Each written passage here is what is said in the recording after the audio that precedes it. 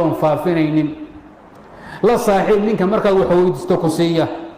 haddaad uu ka xishootona kugu bilaaba wali waxaa jira weliga adoon wax weydiinin waxaad rabta kuu garanaya aday ku qiimaynayaan xilligaad u timid bay fiirinayaan xaaladaaday la socdaan wuu kuu dhiibaya sheekh okay baan orokay matiida iska qaad iska noqon adugu wakaasaasiyad istacin biha fii qadaa'i xawaaiji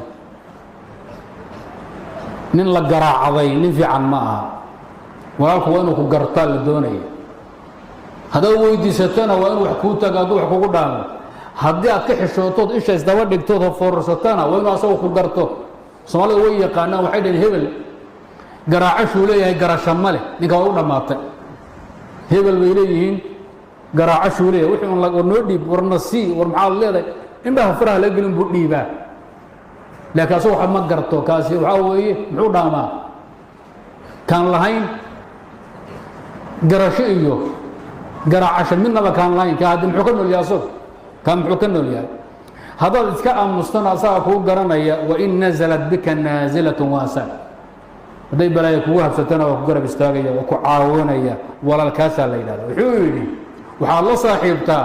ninka markaad wanaag sheegto ood war fiican sheegto waa runtaa ku odhanay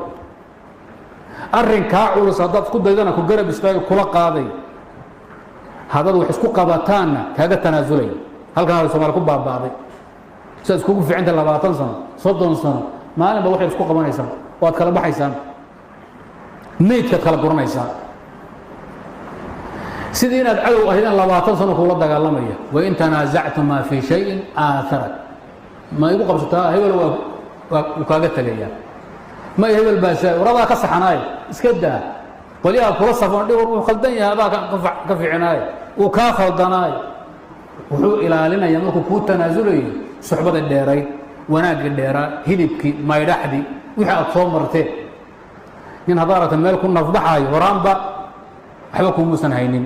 afka baarkiisu ah